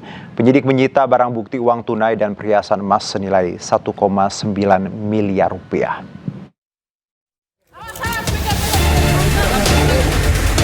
Bu, tangkapannya, Bu. ED, Kepala Bidang Geologi dan Air Tanah Dinas Energi dan Sumber Daya Mineral Provinsi Jawa Timur langsung dijebloskan ke tahanan Kejaksaan Jawa Timur pada Selasa malam. Usai ditetapkan sebagai tersangka dugaan korupsi pungutan liar proses perizinan.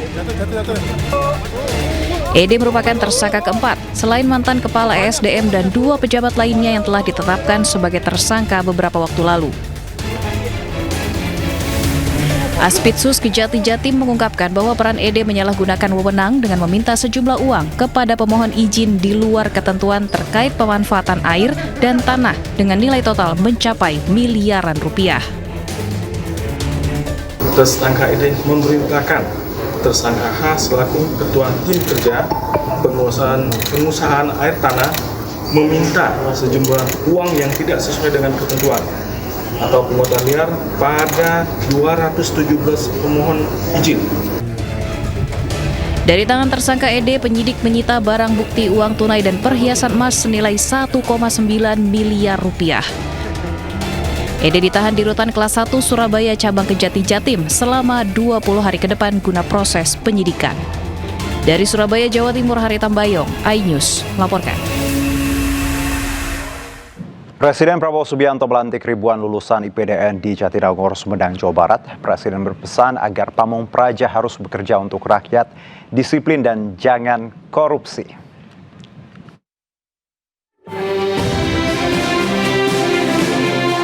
Hari ini Presiden Prabowo Subianto melantik ribuan lulusan IPDN di Jatinangor, Sumedang, Jawa Barat. 1.204 lulusan sarjana terapan Institut IPDN dilantik langsung oleh Presiden Prabowo Subianto. Dalam rangkaian acara, Presiden juga memberikan penghargaan pada 10 lulusan terbaik. Presiden berperan agar pamong praja harus bekerja untuk rakyat, disiplin dan jangan korupsi. Menjadi pamong praja bukan sekedar menyandang pangkat atau jabatan. Kehormatan seorang aparatur negara tidak diukur dari kedudukannya, tapi seberapa besar manfaat yang dirasakan oleh rakyat. Saudara harus melayani, melindungi, dan mengayomi masyarakat, mengayomi rakyat Indonesia dengan sebaik-baiknya. 728 putra dan 476 putri akan menjadi pamong praja muda dan akan bertugas di lingkungan pemerintah pusat, Pemda, hingga wilayah 3T seluruh Indonesia. Pamong praja muda yang berasal dari lintas daerah ini diharapkan menjadi perekat dan pemersatu bangsa. Dari Kabupaten Sumedang, Jawa Barat, Bagus Prasetya Adi, Yudi Permana, iNews melaporkan.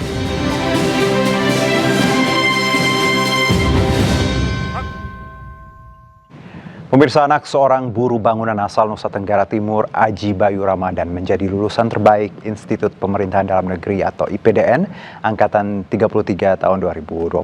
Aji lulus dan dilantik Presiden Prabowo Subianto menjadi pamong praja muda di kampus IPDN Jatinangor, Kabupaten Sumedang, Jawa Barat.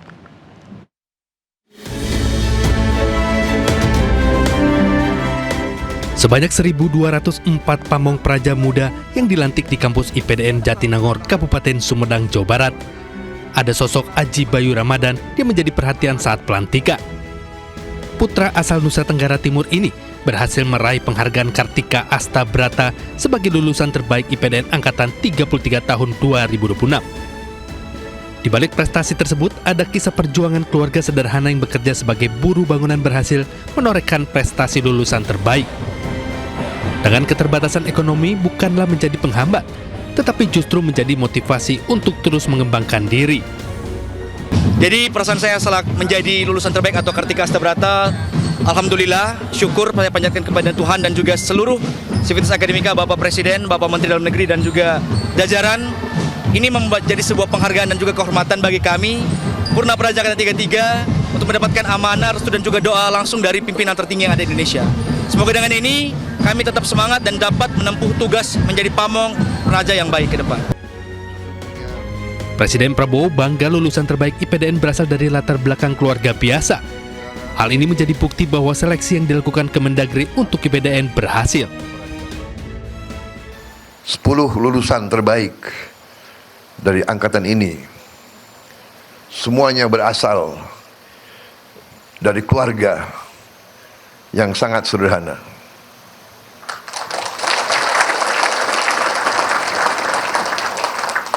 Ini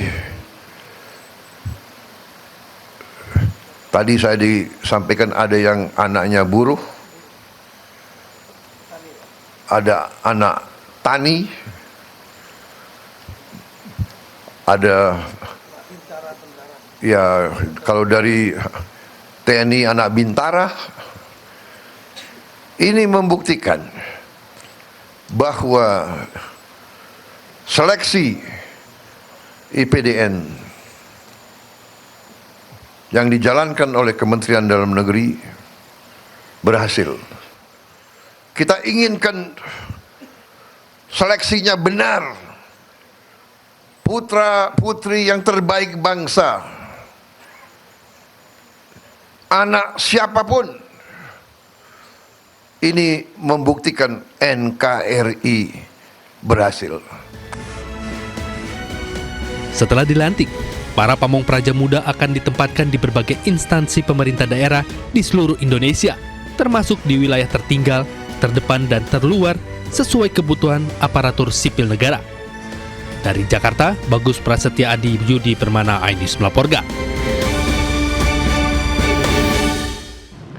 Pemirsa, sebanyak 1.204 pamong praja muda lulusan IPDN Angkatan ke-33 tahun 2026 resmi dilantik di kampus IPDN Jatinangor, Kabupaten Sumedang, Jawa Barat. Dan para lulusan ini nantinya akan diterjunkan ke pemerintah pusat dan pemerintah daerah untuk memperkuat birokrasi serta meningkatkan pelayanan publik.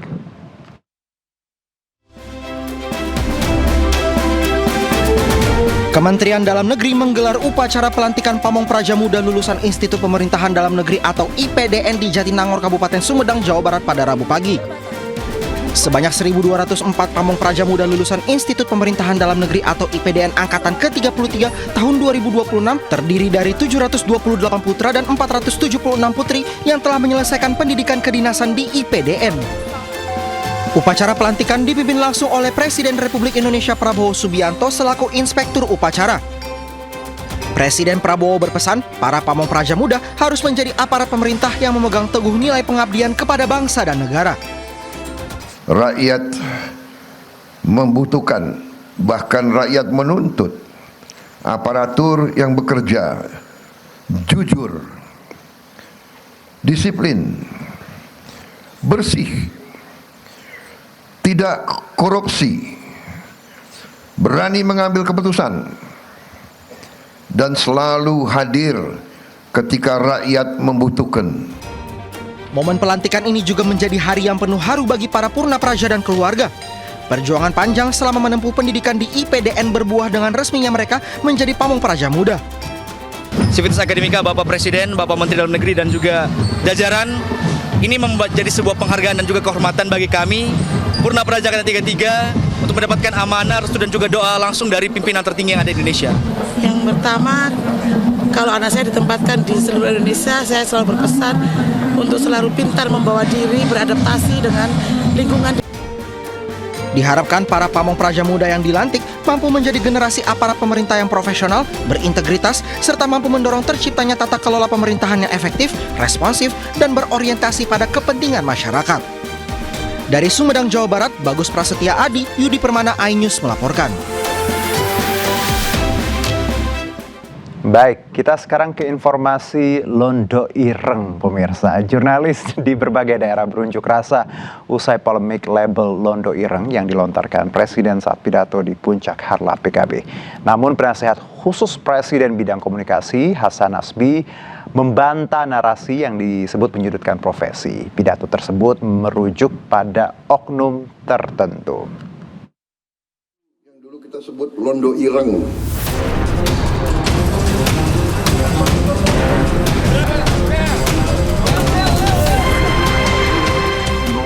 Pernyataan Presiden Republik Indonesia Prabowo Subianto yang menyebut Londo Ireng menuai kritik banyak pihak. Presiden mengibaratkan jurnalis, pengamat, dan lembaga swadaya masyarakat yang kerap mengkritik kebijakannya sebagai Londo Ireng yang dinilai lebih menyuarakan kepentingan asing. Pernyataan ini dilontarkan saat pidato di puncak hari lahir ke-28 Partai Kebangkitan Bangsa, Kamis 23 Juli 2026. Itu yang dulu kita sebut Londo Ireng. Ya. Yang ikut Belanda perang lawan kita. Londo-londo Ireng ini. Sampai sekarang masih ada. Hanya dia sekarang pakai baju lain kan. Wartawan, jurnalis, apa itu, pengamat, LSM. Dalam konteks Londo Ireng atau berarti Belanda hitam merujuk pada pribumi yang dibayar untuk berkhianat pada bangsa sendiri, membela dan menjadi mata-mata Belanda di era penjajahan Belanda. Tak terima di label Londo Ireng, jurnalis di berbagai wilayah unjuk rasa. Di Solo, Jawa Tengah, puluhan jurnalis menilai labelisasi ini merendahkan martabat profesi jurnalis, mendelegitimasi kerja pers, dan berpotensi memperburuk iklim kebebasan pers di Indonesia.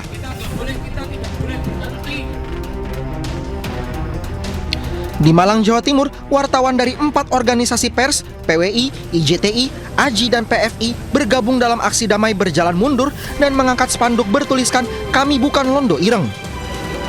Frasa Londo Ireng yang disematkan kepada wartawan dinilai sangat kontradiktif. Penasehat khusus Presiden bidang komunikasi Hasan Nasbi membantah narasi yang menyebutkan bahwa pemerintah menyudutkan seluruh jurnalis, pengamat, dan lembaga swadaya masyarakat. Itu biasanya disebut sebagai pesan dasar yang dimaksudkan merujuk pada oknum tertentu yang memanfaatkan profesi itu demi kepentingan pihak asing. Antek-antek asing.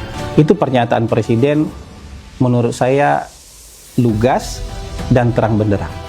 Tapi banyak di antara kita yang ingin memaksakan jalan satu arah menjadi jalan dua arah, sehingga melakukan kontraflow.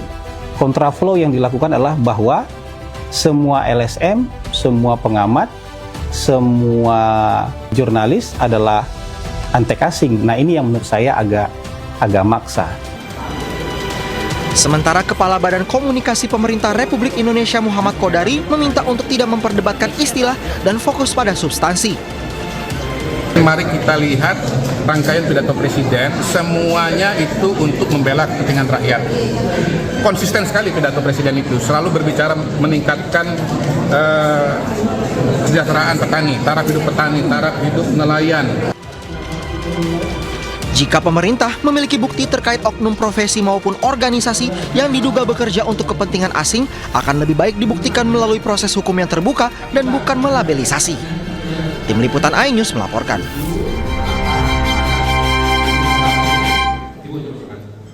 Bang, telepon bang! Tolong kebakaran di belakang kantor camat. Musibah kebakaran menghanguskan permukiman padat penduduk di Jalan Veteran, tepatnya di belakang kantor Kecamatan Tembilahan, Kabupaten Indragiri Hilir, Riau. 4 unit bangunan habis dilalap api terdiri dari 3 unit rumah petak berderet dan 1 unit rumah tunggal. Kepulan asap hitam pekat pertama kali terlihat oleh warga dari salah satu rumah penduduk. Kobaran api cepat membesar dan melalap bangunan yang mayoritas berkonstruksi kayu. Ya nih rumahnya, kasihan nih. Petugas Badan Penanggulangan Bencana Daerah Kabupaten Indragiri Hilir dan masyarakat setempat langsung berjibaku menahan bertambah luasnya kobaran api. Dalam waktu kurang lebih 1 jam, api berhasil dipadamkan. 16.35 tadi, tim damkar mendapat laporan dan langsung bergerak, dibantu oleh dari Padupai, SMTI, kemudian BPBD, serta TNI dan Polri, serta masyarakat. Api tidak merambat hingga lebih luas lagi. Karena kita khawatir di kawasan sekitar Jalan Gardu Bandar dapat itu merupakan pemukiman padat, tetapi alhamdulillah dapat dilokalisir oleh masyarakat. Hingga saat ini dugaan penyebab pasti munculnya sumber api masih belum diketahui dan masih dalam proses penyelidikan. Tidak ada korban jiwa dalam insiden ini, sementara jumlah kerugian material akibat kebakaran tersebut diprediksi mencapai 1 miliar rupiah. Dari Kabupaten Indragiri Hilir, Diki Kurniawan, iNews melaporkan.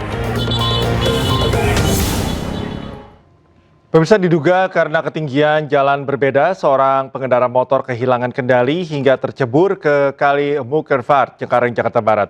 Meski tidak ikut tercebur, namun korban terluka parah.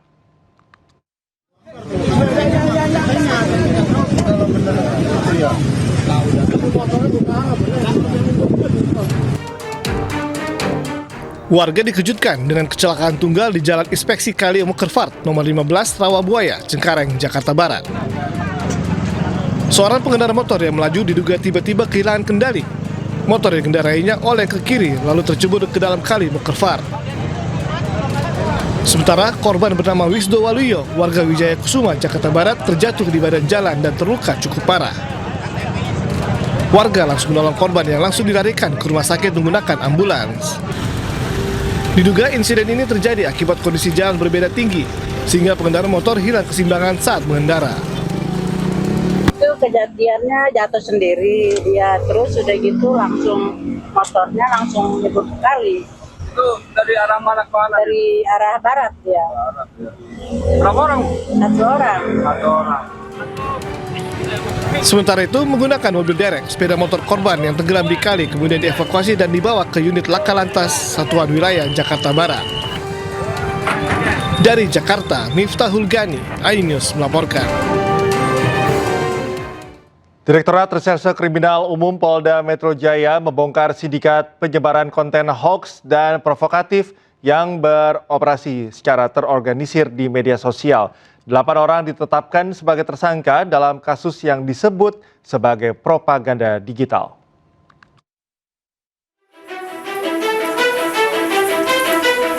Direskrimum Polda Metro Jaya mengungkap sindikat penyebaran konten hoax, fitnah, dan provokasi yang terorganisir melalui berbagai media sosial.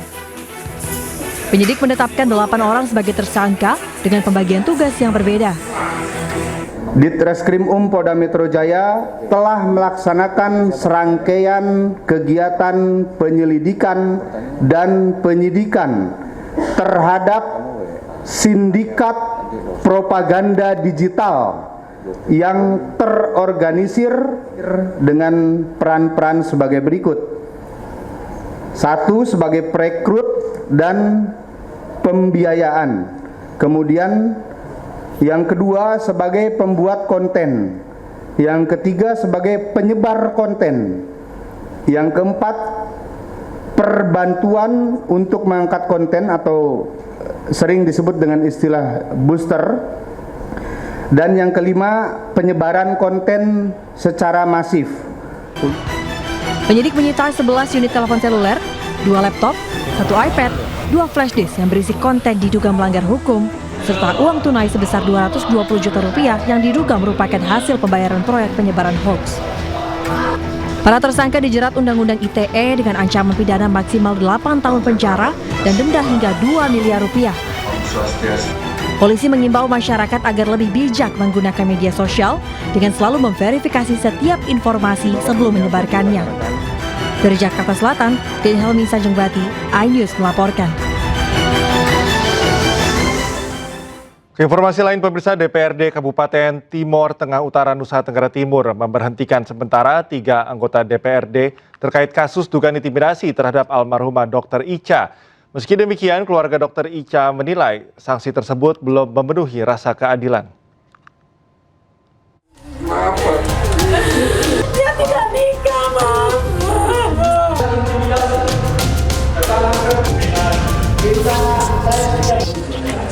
Kasus dugaan intimidasi terhadap almarhumah Dr. Ica memasuki babak baru. DPRD Kabupaten Timur Tengah Utara Nusa Tenggara Timur menggelar sidang paripurna khusus untuk memutuskan sanksi etik terhadap 3 oknum anggota DPRD, yakni Terensius Lazakar, Norbertus Tubani, dan Veronica Lake. Hasil sidang etik memutuskan ketiga anggota DPRD diberi sanksi berupa pemberhentian sementara dari keanggotaan DPRD. 2. Menyatakan pemberhentian sementara dari anggota DPRD Kabupaten Timur Tengah Utara dengan dihukum seperti yang sudah dibacakan.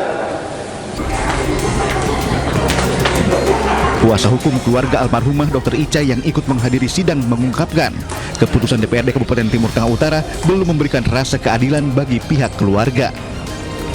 Menurutnya, DPRD Timur Tengah Utara hanya menampilkan drama dalam penyelesaian kasus yang menyita perhatian publik tersebut. Artinya, ketika mereka melanggar sumpah dan janji, mereka sudah tidak pantas lagi untuk menduduki jabatan mereka saat ini. Paradoksnya, tadi jelas disampaikan bahwa mereka diberhentikan untuk sementara dan masih menerima hak-hak dia sebagai anggota DPRD. Ini putusan yang sangat paradoks dan lucu. Dia tidak nikah, Mama. Sebelumnya almarhumah Dr. Ica diduga mengalami intimidasi oleh 3 oknum anggota DPRD saat menangani seorang pasien rujukan karena gigitan ular. Dugaan intimidasi disebut memicu depresi yang berujung pada keputusan korban mengakhiri hidupnya. Kasus ini masih menjadi perhatian publik dan memunculkan tuntutan agar penegakan etik dan hukum dilakukan secara adil dan transparan. Dari Timur Tengah Utara NTT, Sefnat Besi, iNews melaporkan.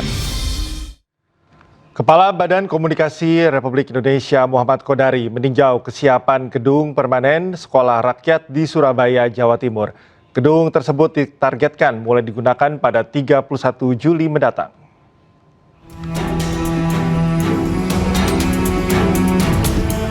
Dalam peninjauan di Sekolah Rakyat terintegrasi di Jalan Kedung Cowek, Kenjeran, Surabaya, berbagai fasilitas dinyatakan siap digunakan.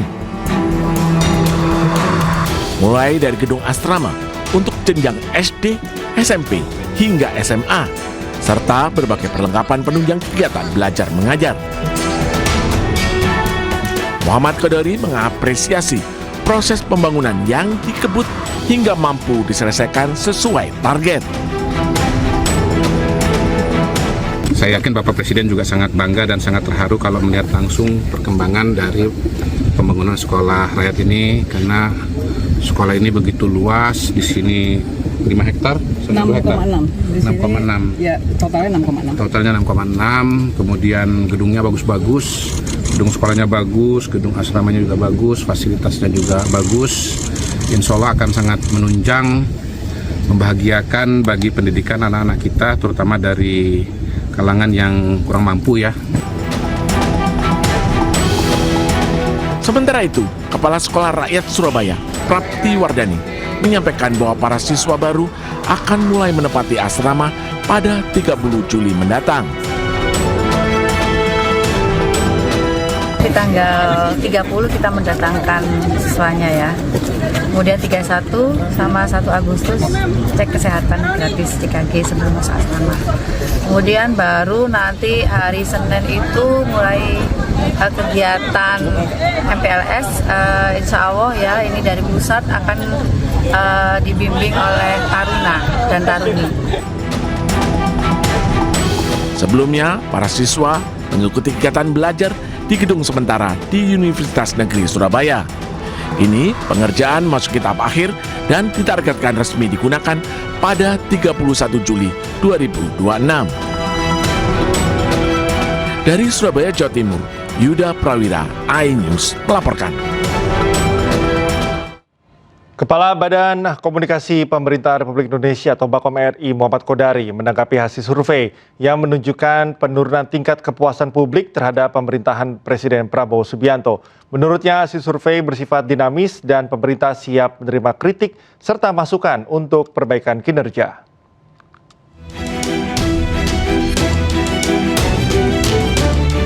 Lembaga survei Saiful Mujani Research Center atau SRMC baru-baru ini merilis hasil surveinya terkait tingkat kepuasan publik terhadap kinerja Presiden Republik Indonesia Prabowo Subianto. Dalam surveinya, SMRC menyebutkan kepuasan terhadap kinerja Presiden Prabowo berada di angka 50,1%, turun 81,2% pada survei November 2025. Artinya, tingkat kepuasan menurun 30,1% dalam jangka waktu 9 bulan. Ketidakpuasan terhadap kinerja Presiden Prabowo pun naik hampir 3 kali lipat. Dengan hasil itu, kini selisih responden puas dan tidak puas semakin menipis. SMRC mengatakan penurunan tingkat kepuasan beriringan dengan memburuknya penilaian masyarakat terhadap kondisi ekonomi, politik, dan penegakan hukum. Menanggapi hasil survei SMRC, Kepala Badan Komunikasi Republik Indonesia Muhammad Kodari menyatakan hasil survei hanyalah gambaran opini publik pada satu waktu tertentu. Menurutnya tingkat kepuasan masyarakat dapat berubah seiring perkembangan kinerja pemerintah. Begini, pertama yang namanya survei itu dia potret opini publik, dia dinamis, bisa naik bisa turun. Jadi kalau kemarin beberapa bulan yang lalu seperti di laporan SMRC itu 80%, sekarang 50%, ya insya Allah nanti 80% lagi. Yang kedua tentu kita tunggu riset-riset yang lain yang bisa dijadikan sebagai perbandingan. Kodari juga menilai pemerintah tetap terbuka menerima seluruh kritik dan masukan dari masyarakat. Kodari juga mengatakan pemerintah akan menunggu hasil survei dari berbagai lembaga sebagai pembanding agar penilaian lebih objektif. Tim Liputan iNews melaporkan. Kembali di iNews sore, pemirsa, gempa bumi dahsyat mengguncang prefektur Kumamoto, Jepang pada Selasa pagi. Gempa dengan magnitudo 7,1 ini membuat warga berhamburan mencari tempat aman.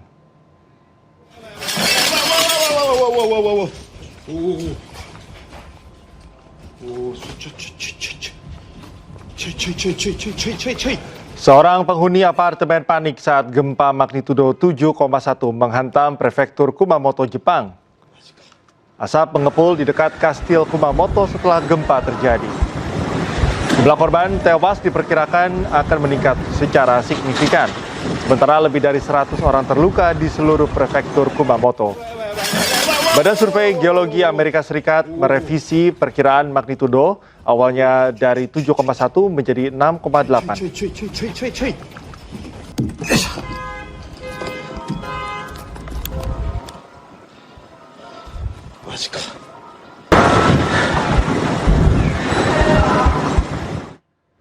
Gempa bumi berkekuatan magnitudo 6,8 mengguncang prefektur Kumamoto, Jepang pada Selasa waktu setempat. Guncangan gempa memicu ledakan besar di pusat perbelanjaan, merobohkan sejumlah bangunan, serta menyebabkan sebanyak 2 orang tewas dan puluhan lainnya terluka.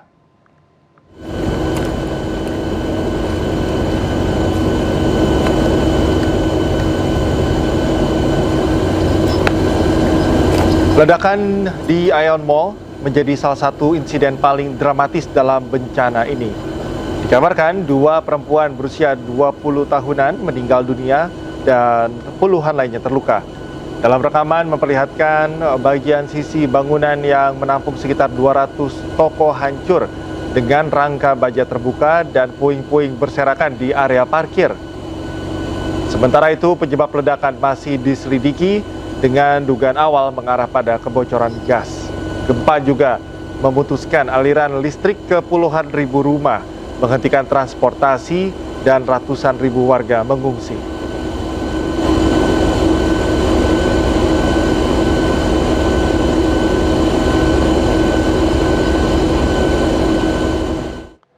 Perdana Menteri Jepang Sanae Takaichi mendesak warga untuk mengungsi dan melindungi diri setelah gempa bumi melanda prefektur Kumamoto. Peringatan tsunami juga diberlakukan untuk pesisir Laut Ariake dan Yatsushiro.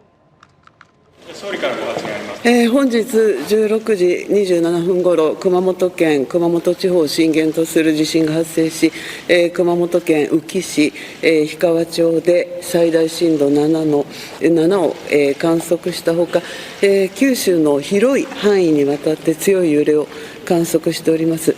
この地震に伴い、有明八代海に津波注意報が発表され、1メートル程度の津波が予想されております。 Setelah jeda serangan selama 2 hari, Iran kembali melancarkan serangannya ke pangkalan militer milik Amerika Serikat.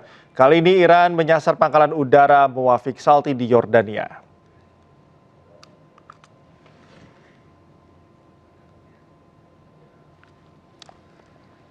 Selasa malam, Iran kembali membombardir pangkalan udara militer milik Amerika Serikat di kawasan timur Yordania. Amerika Serikat melalui CENTCOM menyatakan telah berhasil mencegat rudal Iran. Tak ada korban jiwa akibat serangan ini. Serangan ke salah satu pangkalan udara militer AS menjadi tanda kondisi di Timur Tengah kembali memanas.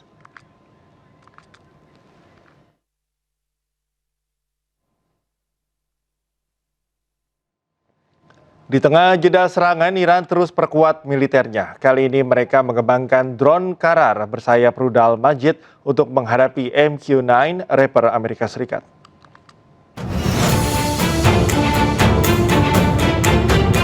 Iran terus mengembangkan armada militernya. Drone bermesin jet bernama Karar kini dilengkapi dengan rudal pencari panas Majid.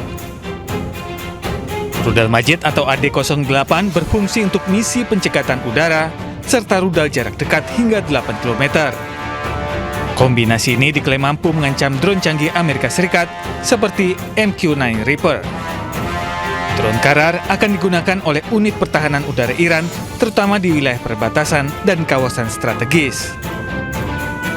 Untuk mencegah drone ini, musuh harus menggunakan jet tempur berawak yang jauh lebih mahal. Amerika Serikat dan Iran saling menahan serangan. Kedua negara ini atur strategi dan bersiap negosiasi untuk mengakhiri perang.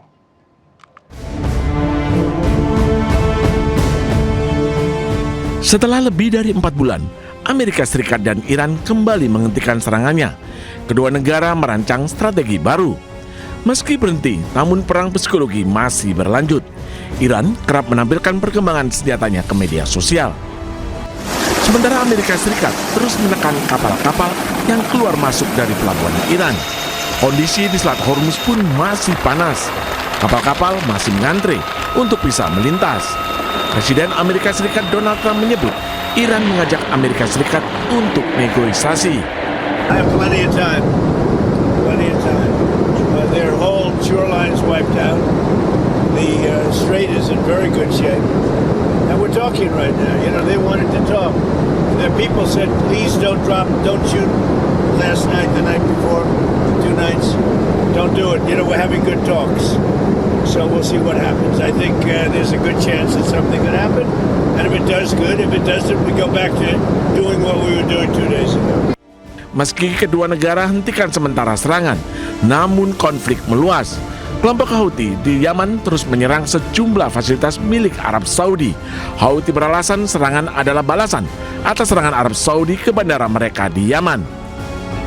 Tak hanya itu, Iran juga menuduh Ukraina menyerang kapal miliknya di Laut Kaspia.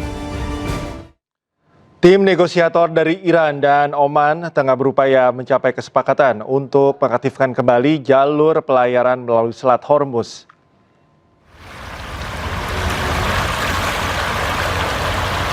Kapal-kapal dan tanker minyak terpantau berlabuh di perairan Teluk Oman. Hal ini terjadi setelah pembatasan yang diambil Tehran terhadap lalu lintas di Selat Hormuz. Di sisi lain, Komando Pusat AS atau CENTCOM melanjutkan blokade lalu lintas masuk dan keluar dari pelabuhan dan pesisir Iran. Sementara itu di Teheran, kedua pejabat dari Iran dan Oman bertemu untuk melanjutkan pembahasan untuk mengaktifkan kembali jalur pelayaran melalui Selat Hormuz. Kesepakatan ini nantinya akan memungkinkan Iran dan Amerika Serikat melanjutkan perundingan guna mengakhiri perang.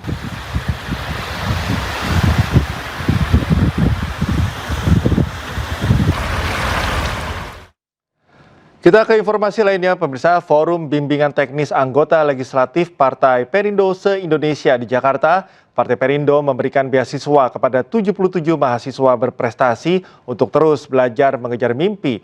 Beasiswa tersebut sebagai bukti nyata Partai Perindo pro terhadap pendidikan dan nantinya mandiri secara ekonomi.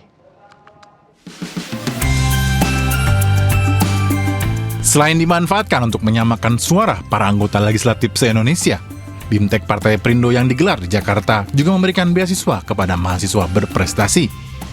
Beasiswa diberikan langsung Ketua Umum Partai Perindo Angela Tanusudibyo kepada 77 mahasiswa untuk bisa menuntut ilmu di MNC University dan bisa menggapai mimpinya kelak menjadi pemimpin bangsa. Bahwa yang kita lakukan hari ini bukan sekedar memberikan beasiswa, tetapi beasiswa merupakan kesempatan untuk bisa merubah masa depan. Dan bahkan masa depan yang akhirnya membawa kita kepada kemandirian ekonomi. Nah, jadi pulanglah nanti selesai dari BIMTEK, gaungkan bahwa Partai Perindo, kita adalah partai yang pro ekonomi, pro masa depan, dan Partai Perindo adalah energi baru. Beasiswa Kita adalah program kerjasama antara Partai Perindo dan MNC University yang menawarkan potongan atau dukungan biaya kuliah, persiapan kerja, serta pelatihan kewirausahaan bagi generasi muda. Tim Liputan iNews melaporkan. Pemirsa, tersangka dugaan fitnah ijazah Jokowi Roy Suryo mengajukan pra-peradilan ketiga terkait ganti rugi imbas dari penangkapan dan penahanan yang dinilai tidak sah. Roy Suryo meminta ganti kerugian dengan total 206 juta rupiah.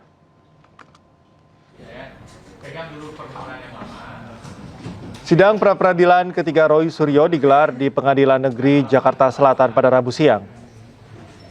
Dalam permohonannya, Roy Suryo mengaku mengalami kerugian material dan imaterial imbas upaya paksa penangkapan dan penahanan terhadap dirinya. Jika dirincikan dalam permohonannya, kerugian material yang dialami Roy sebesar 106 juta rupiah, sedangkan kerugian imaterial sebesar 100 juta rupiah, dan jika ditotal, Roy Suryo meminta ganti rugi dengan total 206 juta rupiah. Sidang ini adalah pra-peradilan yang ketiga.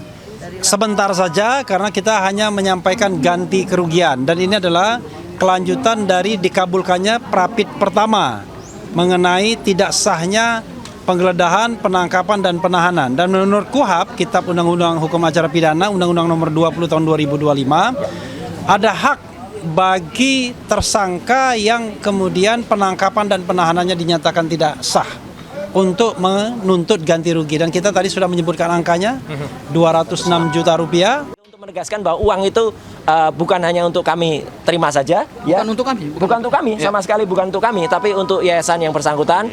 Maka sebagai wujudnya kami sudah ada kok uangnya, ada di sini. Nah, karena ini warnanya biru ya, ini warnanya juga biru, ya gitu. Jadi kita sampaikan kepada yayasan yang memerlukan. Jadi 206 juta rupiah itu ya diputuskan semua atau dikabulkan sebagian atau apa, yaitu terserah kepada Yang Mulia Hakim Tunggal Pak Iketut Darpawan. Mediasi terkait perkara dugaan pelanggaran administrasi dalam legalisasi ijazah Presiden ke-7 RI Joko Widodo berakhir tanpa kesepakatan.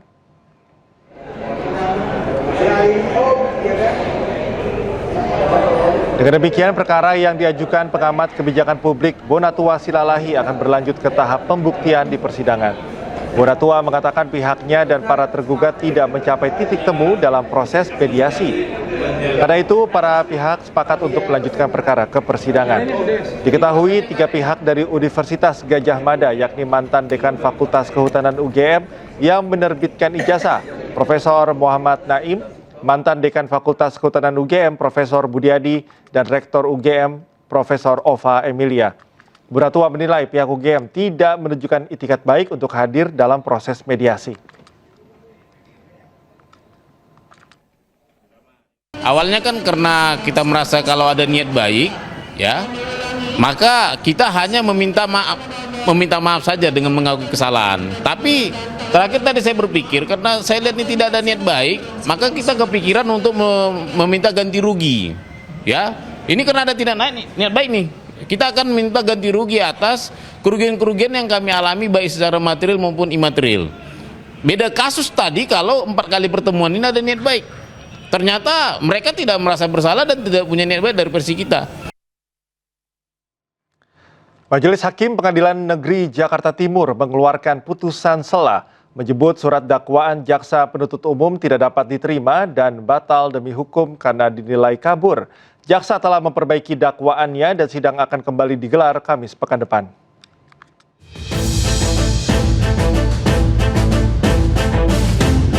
Putusan sela Majelis Hakim Pengadilan Negeri Jakarta Timur mengabulkan nota keberatan yang diajukan Dr. Tifa dalam perkara dugaan pencemaran nama baik terkait polemik ijazah Presiden ke-7 Joko Widodo Kamis pekan lalu.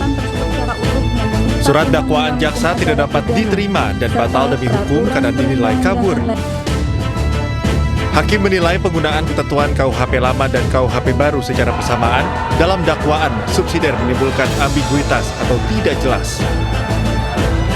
Hakim meminta jaksa segera memperbaiki dakwaannya. Dr. Tifa menyambut putusan tersebut sebagai bentuk penghormatan terhadap proses hukum.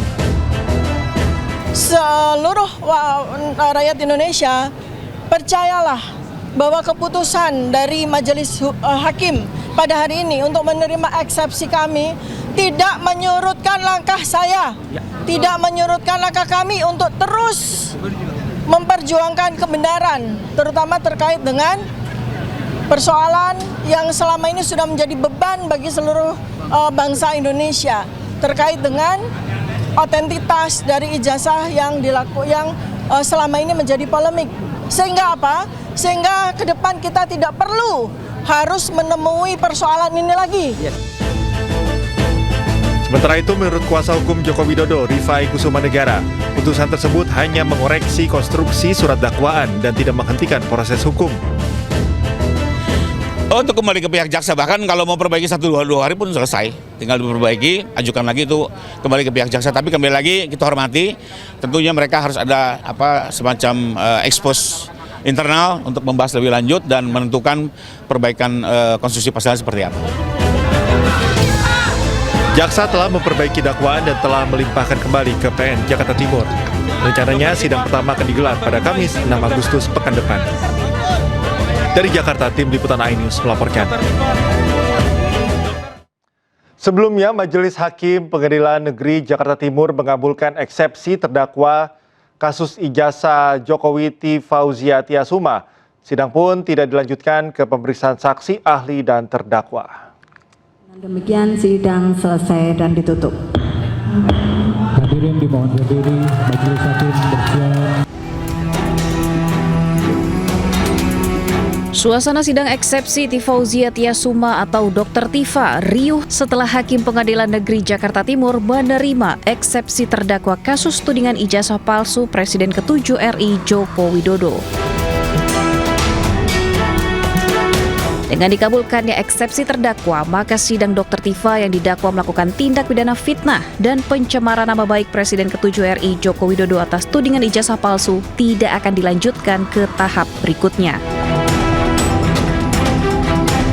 Memperhatikan ketentuan pasal 75 ayat 2 huruf B, ayat 3, dan pasal 206 ayat 1 Undang-Undang Nomor 20 Tahun 2025 tentang Kitab Undang-Undang Hukum Acara Pidana serta peraturan perundang-undangan lain yang bersangkutan, mengadili, menyatakan perlawanan dari tim advokat terdakwa tersebut diterima, menyatakan surat dakwaan penuntut umum nomor register perkara PDM-133-M-1-EOH-2-06-2026 tanggal 22 Juni 2026 atas nama terdakwa T. Fauzia Tiasuma batal demi hukum. Memerintahkan pengembalian berkas perkara ini kepada penuntut umum, membebankan biaya perkara kepada negara. Hakim mengembalikan berkas perkara atas nama Dr. Tifa ke Jaksa Penuntut Umum dan membebankan biaya perkara kepada negara. Selanjutnya, Jaksa Penuntut Umum memiliki kesempatan untuk mengajukan perlawanan dengan menyusun ulang dakwaan. Tim Liputan iNews melaporkan. Pada Kamis lalu, Majelis Hakim mengabulkan eksepsi yang diajukan Dr. Tifa sehingga proses persidangan perkara ijazah dihentikan. Militan G08 Nusantara, Andi Azwan, mengaku kaget mendengar putusan sela tersebut. Saudara terdakwa yang mungkin sekarang bebas saudara Tifa, Dr. Tifa itu adalah yang dikatakan bebas secara murni. Tidak itu karena jaksa penuntut umum sesuai dengan pasal 74 ayat 2 itu bisa mengajukan perbaikan pasal-pasal yang didakwakan yang dianggap ambigu oleh majelis hakim sehingga ini obscure gitu. Jadi untuk putusan sela itu dari saudara Dr. Tifa itu diterima. Tapi dengan catatan ini JPU bisa mengajukan perubahan ataupun perbaikan pasal-pasal yang dimaksud seperti itu. Ya, kalau kita lihat apa yang diputuskan oleh hakim itu itu absurd libel itu artinya memang kabur gitu pasal-pasal itu. Tapi kan kita bisa terakhir kan hakim mengatakan mengajukan perlawanan ataupun perbaikan ada pasal 74 itu kan ayat 2 itu.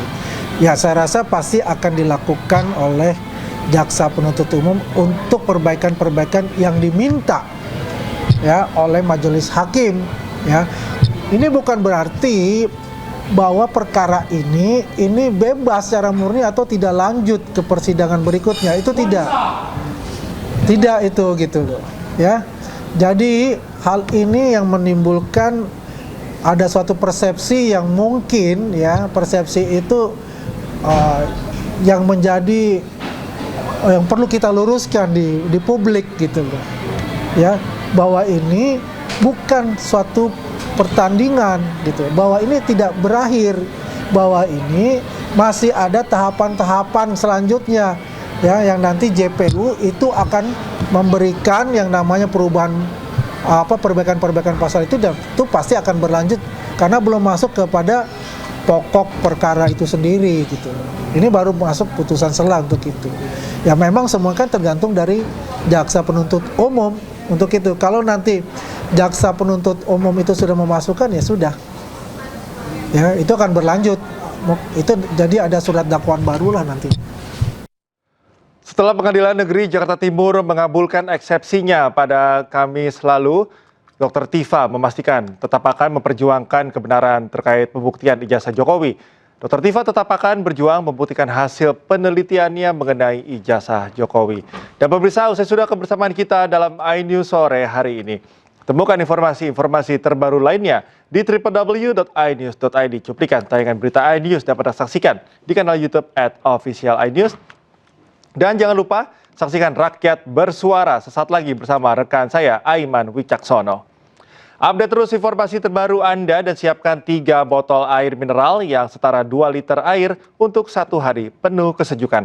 Saya Cika Mutazam pamit undur diri, selamat beraktivitas, terima kasih dan sampai jumpa.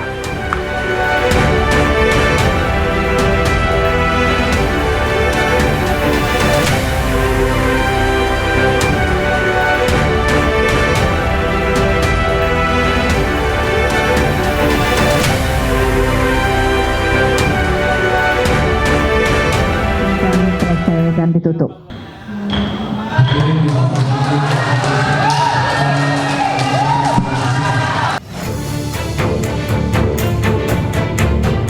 Majelis Hakim Pengadilan Negeri Jakarta Timur menerima eksepsi terdakwa Tifauzia Tiasuma alias Dr. Tifa dalam perkara pencemaran nama baik dan fitnah ijazah palsu Presiden ke-7 Republik Indonesia Joko Widodo pada Kamis pagi. Dengan putusan tersebut, persidangan ini tidak dilanjutkan ke tahap pembuktian alias berhenti.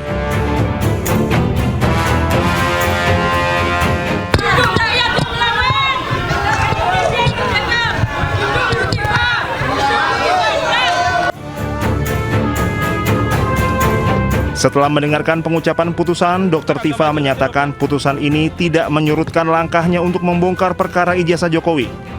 Tifa tetap akan berjuang membuktikan hasil penelitiannya mengenai ijazah Jokowi.